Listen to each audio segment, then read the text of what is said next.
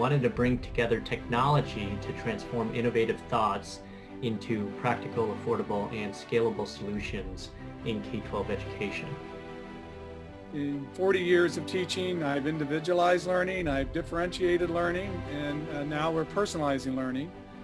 But finding that balance when choosing what technology to use with learners. It's really all about culture. Culture eats strategy for lunch. If your culture is broken, you can't fix anything else. That's where learning can happen when you have a passionate relationship with what is being learned. The concept of building safety without safety. Your voices are heard and can make a difference.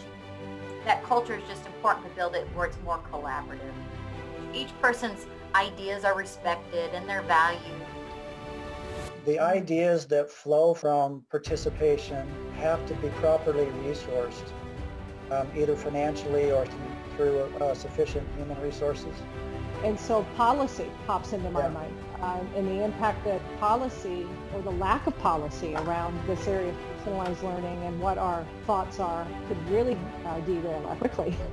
School culture that is not working, there's usually a lack of communication or not good communication or not healthy communication. And if you take that choice away, just like how they learn differently, some of them can learn really good with videos, some of them got to read. So when you think about this conversation we've had, the question posed right now is what is possible? And how do you create those experiences that take them deeper into personalized learning?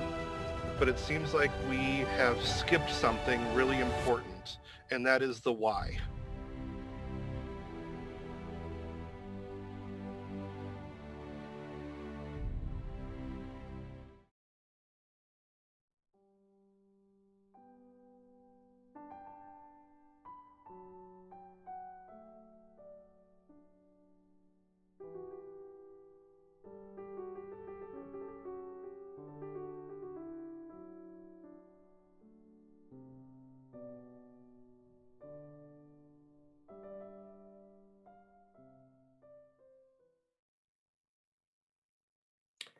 Well, first off, I'd like to welcome everyone to the first K-12 Thought Leaders workshop meeting that we are hosting. It's our honor to be able to bring together this group of highly respected individuals with expertise in all sorts of backgrounds. And it's really exciting for us to get the opportunity for all of us to be able to collaborate together. Please remember to type a quick introduction of yourself in the chat if you haven't already done so. I'm also sure many of you are familiar with at least a few people attending today, but that would be good for other people that you have not met yet. I'll go over the agenda quickly for today. We'll give a brief introduction about why we formed the K-12 Thought Leader group and some background information on that. And then we'll get into the subject for this workshop, which is centered around personalized learning. Blaine McCann will be talking about the definition of personalized learning, and then we'll also have Jim Warford to discuss the overview of the importance of culture related to personalized learning as well. Then we will be facilitating some breakout sessions with the World Cafe approach. We'll have 2 breakout sessions and a town hall meeting to regroup everybody together, and then we'll talk about recap and some possible next steps for future actions and meetings. So some background information on K-12. Well, the K-12 Thought Leaders was actually formed with like-minded people when we wanted to bring together technology to transform innovative thoughts into practical, affordable, and scalable solutions in K-12 education. Our goal is to actually create and host these virtual workshops right now. Hopefully when things open up, we'll be able to host some in-person workshops too, with various different resources to explore these ideas and how we can actually turn them into reality. We want to bring together leaders such as yourself with various backgrounds that are passionate about turning these innovative thoughts, ideas into solutions for the students, parents, teachers, and educators in K-12. And that's why we call it K-12 Thought Leaders. Here are some key general topic areas based on some of the people that we've discussed to center around. This workshop will be on personalized learning, but we'll also be holding workshops about process automation and governance, big data, augmented decision-making, district performance optimization, and continuous improvement. If you guys have any other ideas for other subjects or topics that you're interested in, please let us know. Suggest that to the group.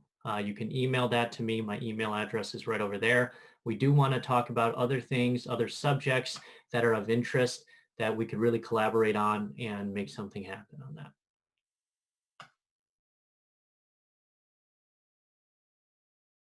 My colleagues and I feel like personalized learning definitions, which we're going to talk a little bit about tonight, are best created within a local context and what it would mean to your community. In 40 years of teaching, I've individualized learning, I've differentiated learning, and now we're personalizing learning.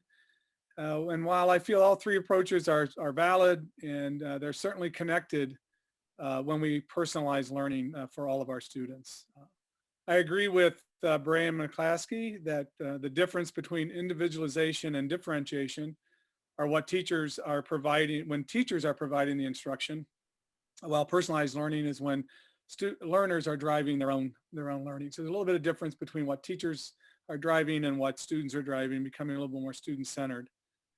And while the definitions may vary based on the local context, my colleagues and I identified personalized learning elements that fit with most definitions and in most contexts. And we would say that at least two of these elements need to be visible in the classroom to call it personalized learning. So the following elements, I just want to kind of touch on them. Knowing your students is one of our elements. Intentionally building positive relationships with students is critical to student success. We all know that. And I would say all of these elements are not necessarily new thinking. They're just sort of pulled together.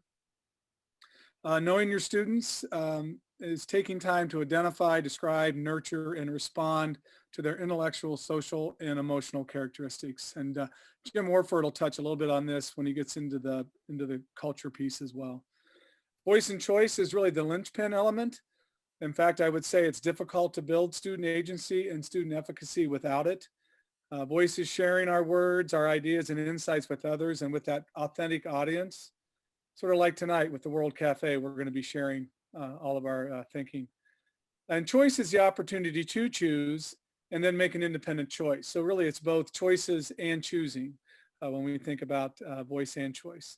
Flexibility, element 3, is the balancing of control and freedom of teachers and students. When to employ a gradual release of control to the student and when not to release it.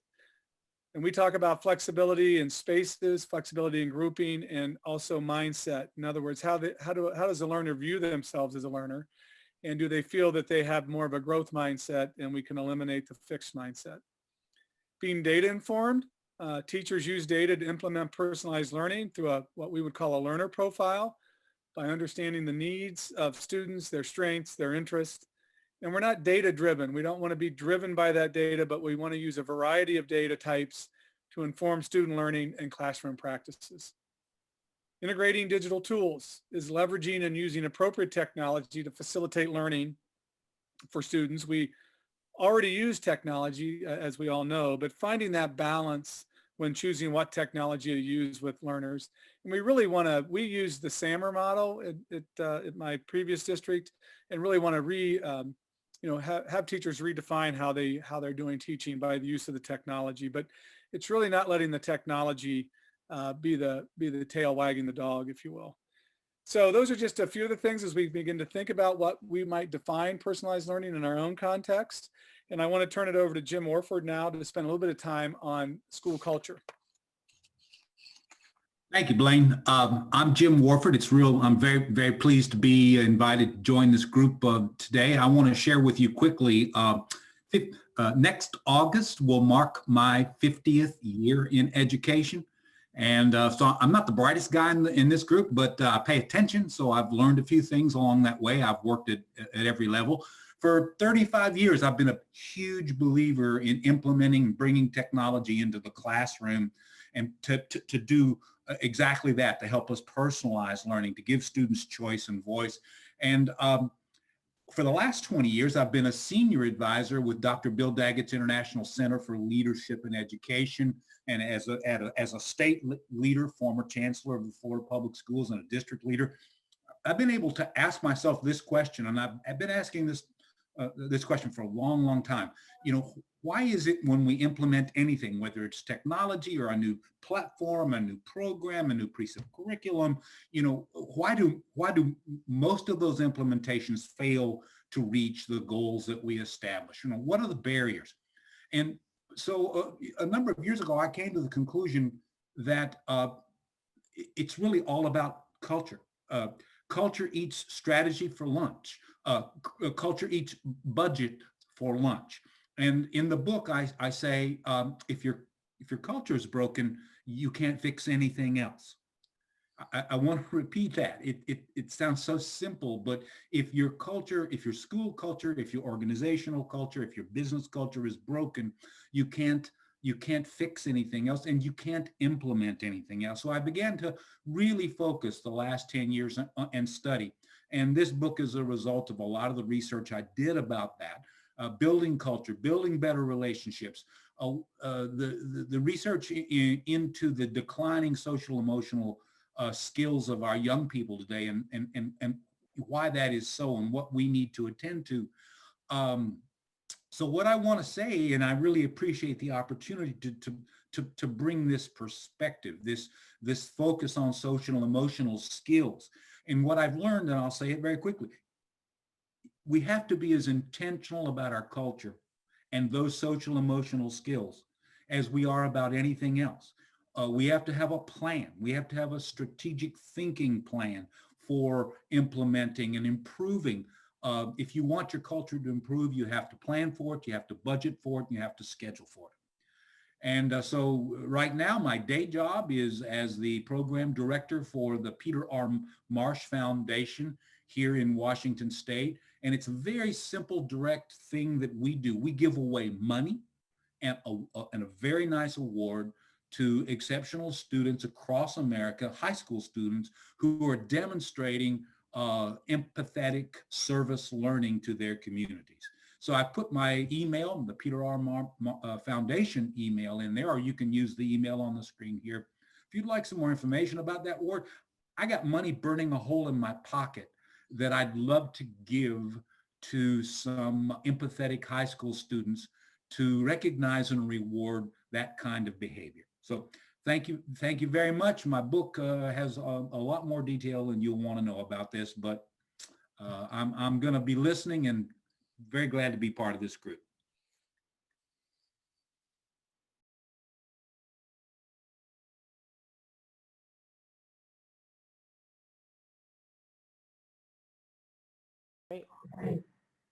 I like the term personalized.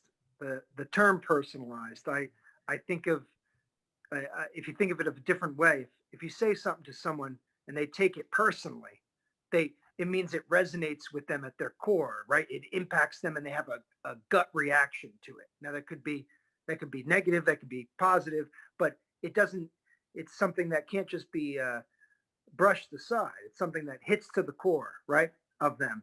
And so tying that into personalized learning, I like the image that learning, we would take learning personally, that what is happening in our classroom would strike such a chord in the individuals that it would elicit from them a strong reaction, because I think that's where learning can happen, when you have a passionate relationship with what is being learned.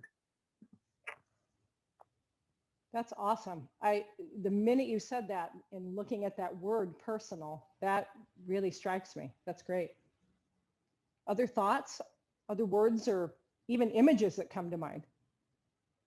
I really like that analogy too, what you just said there. And I think some of the elements that Dr. McCann talked about with the knowing your learner, having that relationship in order to get the student to have that kind of agency, the relationship really is an important piece as well in order for them to feel comfortable getting that passionate about something. I can speak to that a little bit. I was connecting with this a little bit just in the last few days. So I'm a gifted educator, and we in Westside, we identify students for strengths in math and reading. So I have enrichment reading groups, and there's a little boy who's a fifth grader, and he was uncomfortable with the novel that we were reading, and I didn't know why, and he wouldn't tell me why. And his mother emailed and said that he was uncomfortable with it, and he wanted to switch. And so he did advocate for himself, and that he came up to me and he said, I'm not enjoying this novel. I don't really like it. And so I gave him the choice of an independent reading project and finding something else to do. And so he did that and was able to advocate for himself, and again have that agency and that comfortability with me to say, I don't like this. And it turned out it was rooted in deeper things. There were some things in the novel that tied back to his own history, which he psychologically couldn't handle. So it was super important that he talked to me about it. Wow. Yeah, That's very powerful. it really was.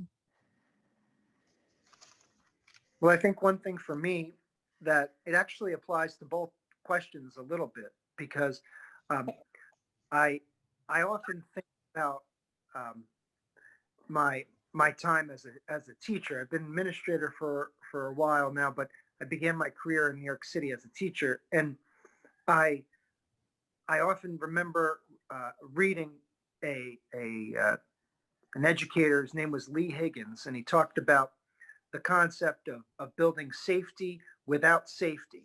And that was his kind of term, safety without safety. And the basic idea being, in a classroom or in a school, ideally you want kids and you want teachers working within their kind of zone of proximal development that we all learned about with Vygotsky, right? But you want to create a culture that's safe, where kids and teachers feel that they can take risks, but not so safe that they feel that they can lay back and they won't be challenged each and every day.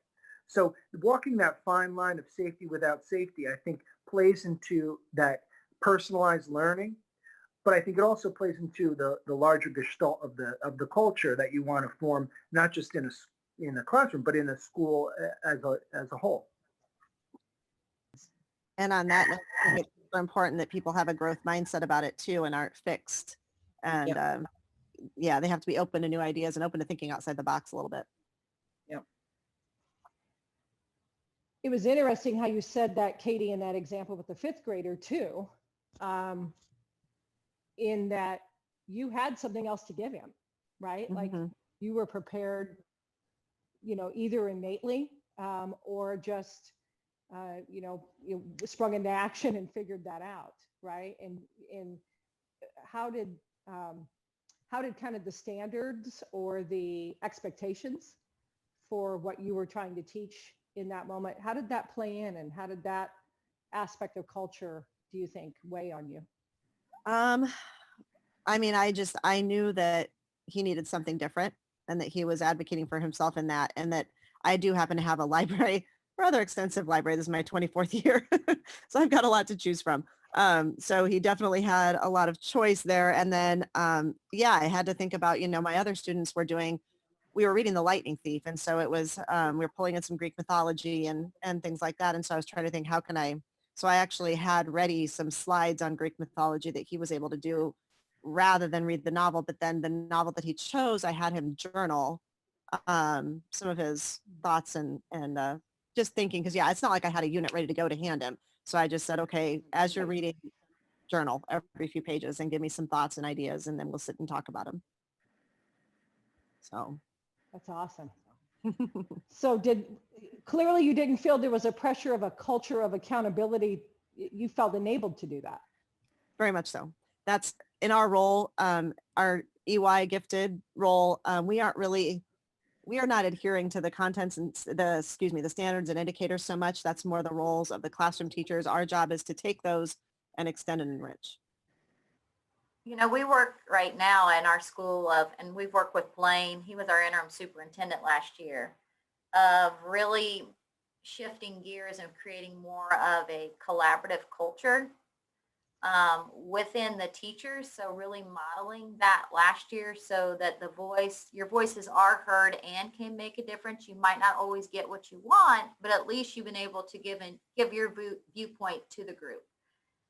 And so that so it's just kind of like that culture is just important to build it where it's more collaborative. I don't know, that each person's ideas are respected and they're valued, and they're kind of like they're stewards of their own learning, but they know that, and we've created that type of culture.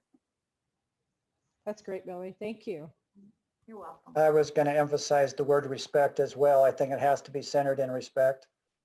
That has to be the core, I think. I think it's tied to authenticity, the feeling of safety in terms of sharing, and collaboration, transparent communication. All those things I think are founded in the basis of respect for one another. And it is something that really needs to be tackled, because it's really just the personality of the organization. And so just like an individual's personality we can't plug in a new personality on Monday morning. Culture is the same way. So I don't think that we can move forward until we kind of take care of building an innovative, supportive, respectful culture. So. With that culture, you need to make sure you have trust. That's the big thing that we've learned with creating that collaborative culture, is that trust. And also by having that trust, you're more vulnerable, right? To be able to feel like you can share what you want to share. Yeah, you have to feel safe. Yeah. You have to feel safe. I'm going to put on my CBO hat here for a second, because I think you're going to have more accepting evolution of culture if you do have the trust and respect and things we've talked about. But it also has to be resourced. The ideas that flow from participation have to be properly resourced, either financially or through sufficient human resources. Because if you have a culture where great ideas are stifled because they can't be funded, for example, then that just kind of limits your creativity that is needed for these kinds of, I guess, organic evolutions in terms of our thought process and thinking. So that's a great before point. we get started, we have to be committed to committing the proper resources, no matter what that is. Time, money. I'm a school board member, and so policy pops into my mind, right? And the impact that policy or the lack of policy around this area of personalized learning and what our thoughts are could really derail us quickly. Right. Even following policy, like, I mean, it's one thing to have, policy, but it's another thing to have everyone buy into it and follow said policy. I mean, I see it all the time where we have policies done and, they're circumvented. And, once that circumvention is enabled, then everyone's going to circumvent it. Mm-hmm.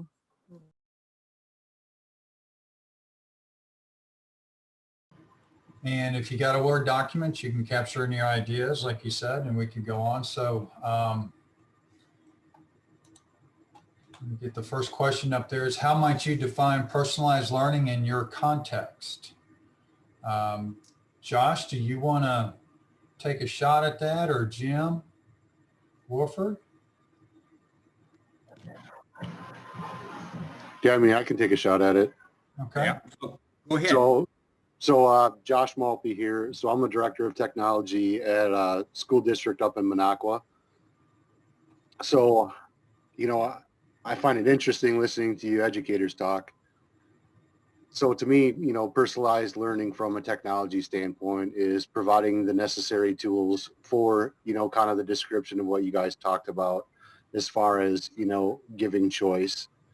I think technology is a vessel, and, using it appropriately within a school, creates a personalized learning environment. Okay. Very good. Very good. Jim, you want to provide us some thoughts? Yeah, I agree with what Josh just said. And there are lots of aspects and moving pieces, parts of that. But for me, it's giving each learner an individual place and pace and path toward a common objective, or maybe not even necessarily a common objective, but the objective itself can be individualized. So there's ways to go about that. The big thing to me is that we've been talking about this for a while, but we are rapidly witnessing the forced transition, the transformation of schools all across the country, and we're moving this way, and it's going to happen. So the people who've been thinking about it and practicing longer are going to get better at it faster. And to me, on the personalized learning, it was more about mastering than it was about what grade level you were at. And Yes. So we were trying to work on, here are just what you got to learn, and you learn at your own speed, and until you can show mastery of that particular subject. That first year was kind of interesting. We had a handful of kids that in their favorite subject, they went through the entire year curriculum by Christmas. So they had the rest of the school year to work on their subjects that they didn't like as much. And so it was really interesting that first year, and it was eye-opening for the instructional people. They were shocked how well that was working out there. Personalized learning in my context, I think that, we special educators just kind of think that we know a little something about that, right? Yes. When learning can be based on individualization of students and their needs and deficits and things of that nature. But I also spent 12 years in the Houston Independent School District, and we had a huge personalized learning initiative. Sadly, it lasted, it went away after our superintendent went away. And so that was unfortunate, right? But the teachers had really bought into it at a number of the schools. And you could still see that work happening in terms of personalizing with student choice, really having a definition for what this personalization and rigor, how those two things can work together, coincide together. And so, yeah, that's the context that I define personalized learning as in my work and in my experiences. Yeah, that's a very good correlation with special education students. I mean, you have to tailor almost everything you do to what they actually need that day, right? Right. Yeah, and so that level of experience can bring a whole lot to the table, without doubt. School culture is, so I work with schools. I don't directly work in a school anymore, but it's the whole picture, right? It's I know relationships we talked about, but for me, it really comes down to when I see school culture that is not working, there's usually a lack of communication, or not good communication, or not healthy communication. And so, and we see that, I see that a lot. We as consultants and as a company, sometimes we feel like we're walking into a district and teaching them how to communicate more than we are implementing our project and program. So How do you think that impacts their innovation? Does it derail it? Well, it's hard because, we've seen situations where district office doesn't know what's going on in a building, and the building doesn't know what's going on in the district office. And so innovation is happening, but if you're not talking, you don't know about it, and you're always just kind of fighting against each other, right? And so I think one of the nice things about personalized learning is it does kind of force, or it provides a really good context for communication, and innovation is kind of built into that. Mike said that when somebody new comes in, they want to bring their old culture with them a lot, right? And that's really tough to do. I know from a technology standpoint, being the CTO, everything I did at a previous school may not apply at my new school. And so you really got to just wait it a little while, see what they do, how they're doing things, fix the low hanging fruit that's broke, right? But the rest of that culture, like you say, is going to have to take some time and effort.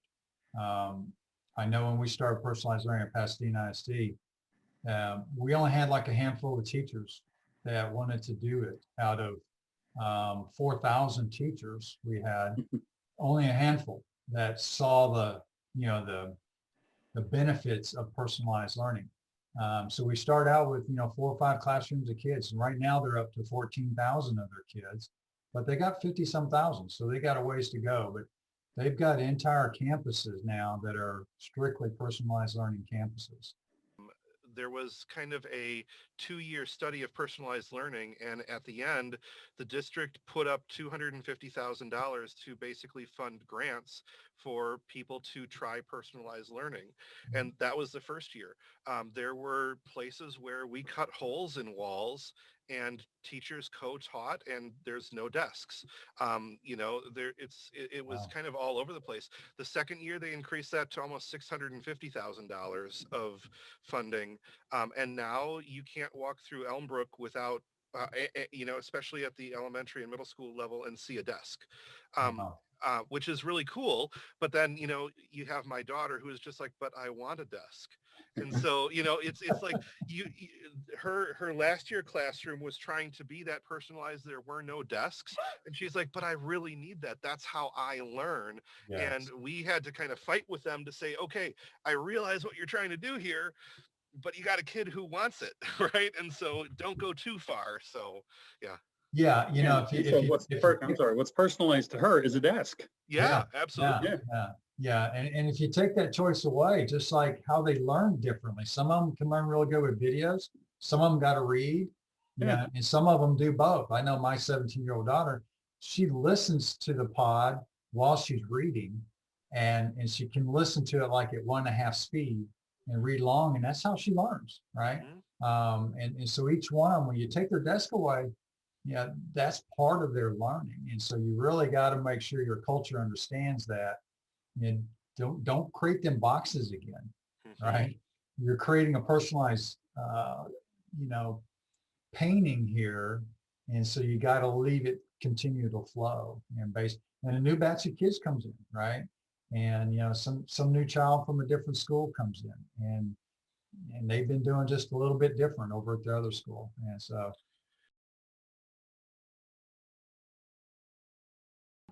now, as a part of what we've come to learn in the World Cafe approach, it's important to try to take some of the thoughts and some of the ideas that you were sharing with each other and some of the learnings that you've done, and come together collectively to see what it is that we heard and what we're thinking.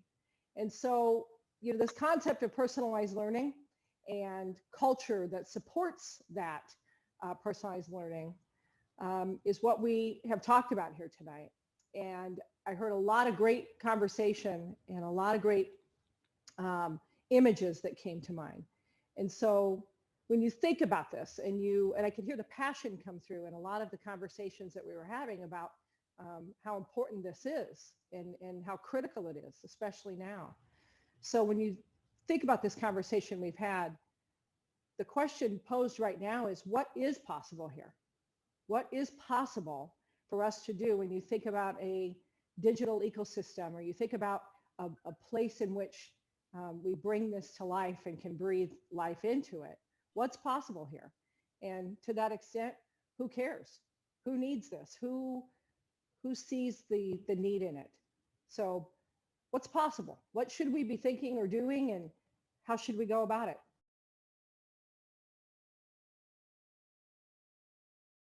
To me, it seems like there's a lot of tools available, a lot of online materials available. And seems like the problem that we talked about, well, the number one problem that I think in the breakout sessions that we have seen is really the cultural change and the status quo, challenging the status quo situation.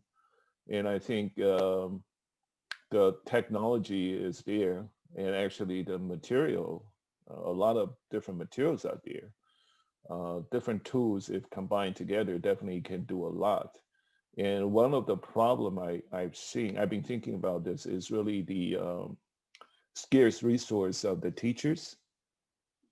So if we physically have to have somebody in the classroom, and just like Ken was talking about, and actually Blake did it, break out the rooms and build a building for that kind of things, it's very, very costly. Maybe the tryout can happen digitally. I mean, but there are cultural things has to be addressed, and there are systems, existing systems in different states may be challenged. Well, that's my opinion right now. Well, I think when you talk about that, I also, it prompts me to think a little bit about equity as well. And I think when you personalize learning and you really look at each child's needs, I think especially kids in poverty, if you teach them how to learn and how they can drive their own learning, my goodness, that's something that, we've never really, tried to, that's where you really challenge the system when it comes, certain gifted kids get to have certain things. Kelly talked a little bit about special ed, but how do we combine all of those things that we know about special education, gifted education, and really give it to every child and let them personalize their learning and take it to where they can take it? Because that's something you can never take away from somebody. If you know how to learn and you can drive your own learning, nobody can take that away from you. And you really can go anywhere with it. So from my point of view, that's what's possible. We can truly get to every child being able to do the things that they want to do in life, find that pathway. I thought, and I'm going to kind of reiterate something Josh said in our session, and it was really important because he talked about a really big word, circumvention, and it came in line with policies. And so it's this what enable, what's possible. Well, we think about what's possible, but what also enables that possibility or can hinder it. Mm. And so Josh, I don't know if you want to speak more about that, but that word circumvention was a big deal that I circled that twice because I think it does talk about that hindrance of innovation. There has to be a structure that if you're going to talk about it, using it with poverty, I'll use my own granddaughter. So we had the very wonderful opportunity to go to Europe, and I got to go with one granddaughter, and the other granddaughter was performing in some band thing with really great skills that she learned at Westside, by the way. And so when we got back, I was astounded by how much the younger granddaughter, Harper, was learning about all kinds of things because she wanted to know about art and artists and color palettes and all kinds of things. And she was online constantly watching YouTubes and looking at things. But if you personalize learning for someone, I'm sitting right now at 48th and Ames, for those of you who know Omaha, a lot of the students here barely have the technology. They're not going to, how do you create those experiences that take them deeper into personalized learning? So I think that the structure that says, here's the introduction to some possibilities with your personalized learning are essential, especially for our low-income students. And I think that's part of the challenge of the first step is how do you create a system of personalized learning that also gives common experiences or extended experiences or even an insight into a world that you might want to learn about or a way that you might want to learn for children who don't have that. Yeah. Well, the first step is technology, right? Well, and I think also with that, with they don't have anything, the big piece is, like I'm taking away, is the social emotional piece for kids. because now they have a strength. They're going to start developing this strength as they move through by having their own goal setting, by having their own self-reflection. If they have something or if they don't, at least we're giving them some tools to be able to work on whatever it is on their personalized learning. And they've learned a lot of the pieces within personalized learning along the way. So maybe we can almost break that cycle of here you are in your classroom and okay, Johnny, you're this person, you're not doing so well, you're in this group and you're in this group. No, I'm in my group. I'm in control of my learning and I can make the world however I want to by whatever I want to put into it and whatever I want to get out of it. And Pasadena ISD here in the Houston area, we started about 6-7 years ago with that Race the Top Bill Gates grant. And that got us started on that. It was very slow, not just a handful of teachers to start with. Now they're up to 14,000 plus kids, but they've got 50,000, so they got a ways to go. But it's getting built into their culture, into our campuses. Now, what happens, like we talked about in one of our groups, is when somebody new comes in, does that all fall apart, right? So somehow it's got to be ingrained in the whole school district's culture. And that kind of really starts at the board, right? So the board has to be, at that level with accepting that and making sure that when they get a new principal, they get a new superintendent, that they just don't, dissolve everything that's been done for 5, 6, 7 years, right? Yes. And so that's the key there that we found out is that we had to get very, very top level support. And we even went to TEA in the state to try and get their support to make changes for seat time, grade levels. I think somebody mentioned about, instead of grade levels, we just trying to create mastery. And we had kids that take their favorite course and finish everything, a full year of curriculum by Christmas time. And then they take their other courses and finish them the rest of the year. And so there's a whole lot there that can happen that your standard learning process just, gets blowed up. And a lot of people just have a hard time doing that. But COVID blew everybody up. That's right. And and technology is everywhere now.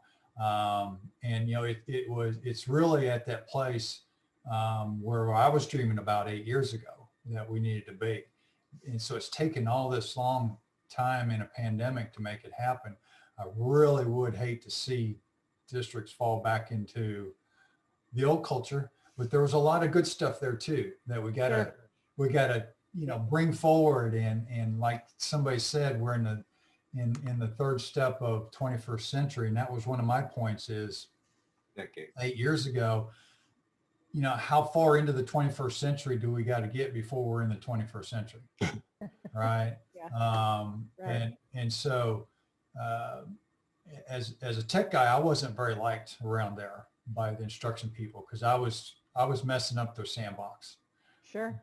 But now there's teachers over there, they say they will never go back to standard teaching. Right. And they've got kids that hate it if they go to another campus and that campus isn't doing personalized learning. On the other hand, the high school kids, they had a hard time picking up personalized learning. So we kind of accept the idea that they were already broke by the system, right? So there wasn't going to be any changing too many of those high school kids into personalized learning in their last 1, 2, 3 years of school. So we focused back down in the middle school and lower grades after that and had a whole lot more success. That's awesome, Steve. Thank you for sharing that. I just had a thought. I've been thinking, listening to everyone, and it's been a really, really helpful conversation. It seems like and maybe this is just the group, but it seems like we have skipped something really important, and that is the why. Mm-hmm. It feels like we've done a lot of talking about the what. And I would imagine that there are about 22 different whys in this call right now. And there are about 96,000 different whys. There's about 96,000, 52 million K-12 students in the country. There's, 52 million whys, right? And so I wonder if it would be helpful for this group not to just define what is personalized learning, but why. What is the why behind it? What do we believe about education and about people that would lead us to believe that personalized learning and this approach is a great investment and a great thing to do and the right work to be doing?